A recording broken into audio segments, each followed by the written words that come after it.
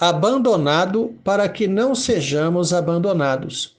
À hora nona, clamou Jesus em alta voz: Eloi, Eloi, lama sabachthani, que quer dizer: Deus meu, por que me desamparaste? Marcos 15, 34.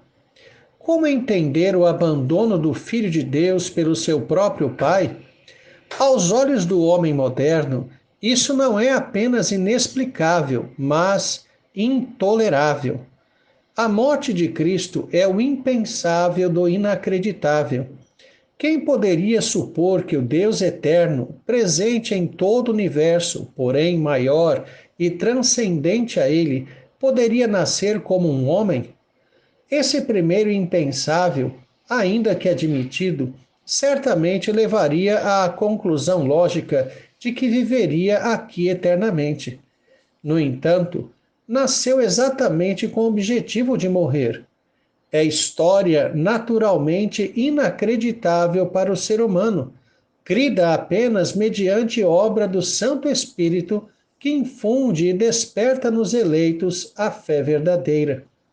A fé cristã passou também a receber esse tipo de ataque por parte de não crentes, bem como de falsos crentes e falsos mestres atuais.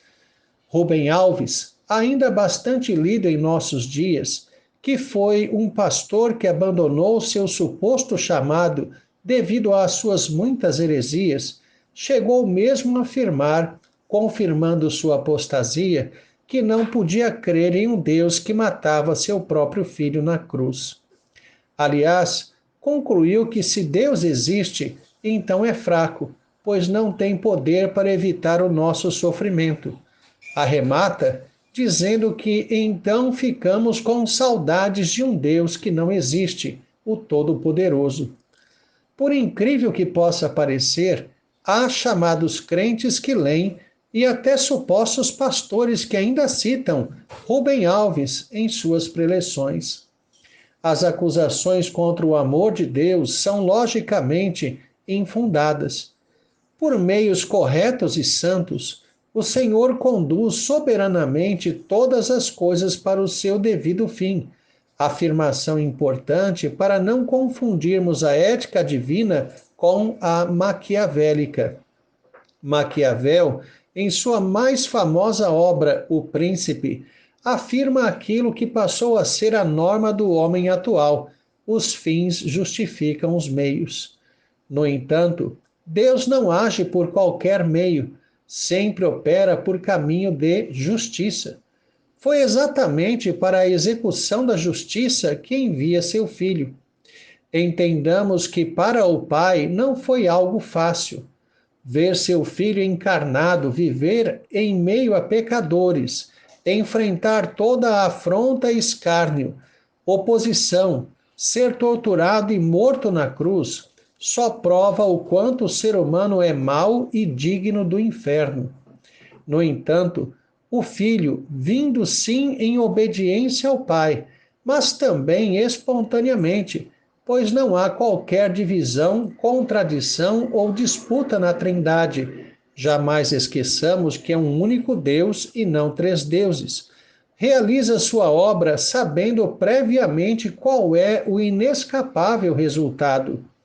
No Getsemane, quando seu corpo já tremia e sangrava os sofrimentos antecipados da cruz, disse: Agora está angustiada a minha alma. E que direi eu? Pai, salva-me desta hora? Mas precisamente com este propósito vim para esta hora. João 12, 27. O Salvador sabia exatamente qual era o propósito de sua vinda. Não era passear no mundo caído por alguns anos, ensinando algo aos pecadores. Qual seria seu interesse nisso? Tirar férias nas trevas? Ainda que fosse a vida mais magnífica que este mundo caído possa prover, não se compara a um segundo da existência como Deus, eterna e em plena glória, que desfrutava em sua natureza divina. Em outras palavras, o assumir a humanidade era prejuízo, humilhação, não algo prazeroso ou glorioso em si. A glória está em se submeter a tudo isso por amor ao Pai e aos eleitos, concedendo vida eterna, desfazendo as obras do primeiro Adão. Nosso olhar para a cruz deve nos conduzir à compreensão de nossos pecados, de nossa culpa, não de qualquer injustiça do Pai eterno praticada contra o Filho. Afinal de contas, quem efetivamente matou a Cristo foram os homens, dentro de sua livre agência dominada por suas próprias cobiças. O próprio Jesus repreendeu a mulheres que choravam angustiadas quando ouviram todo surrado assumir a cruz em direção ao Calvário. Porém, Jesus, voltando-se para elas, disse: Filhas de Jerusalém, não choreis por mim, chorai antes por vós mesmas e por vossos filhos. Lucas 23, 28.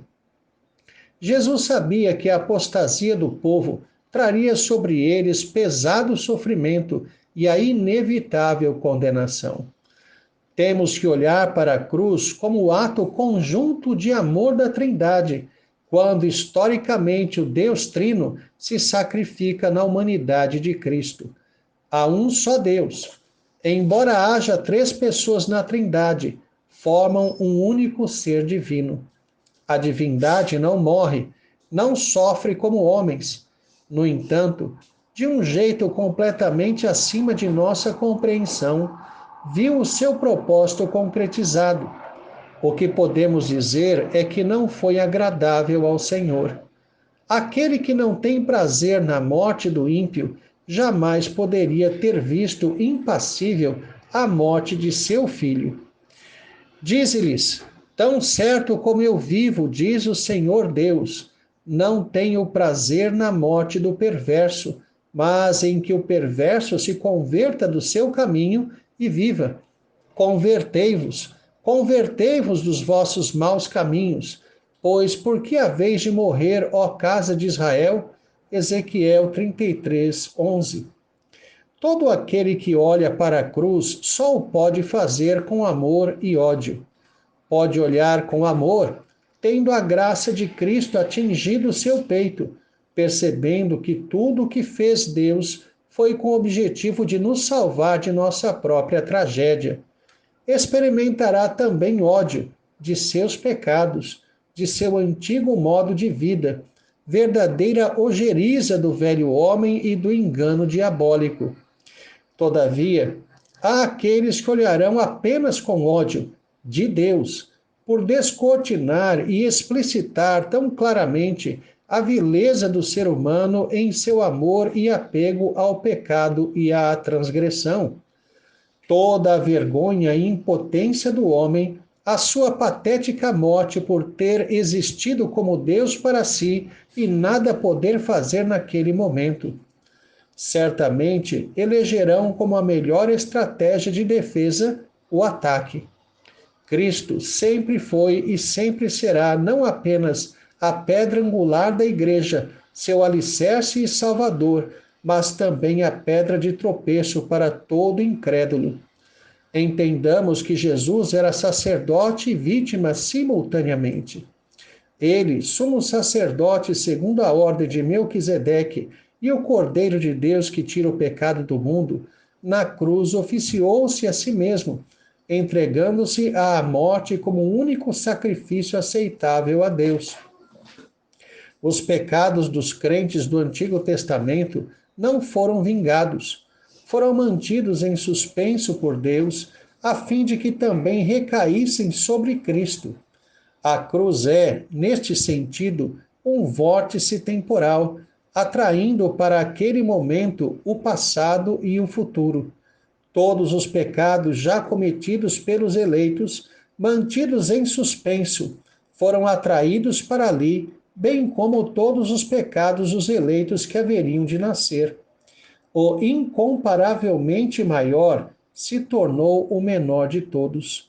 Jesus experimentou o inferno na cruz. Embora o inferno seja de fato um lugar, ele significa estar sob a presença punitiva de Deus, na completa ausência da graça.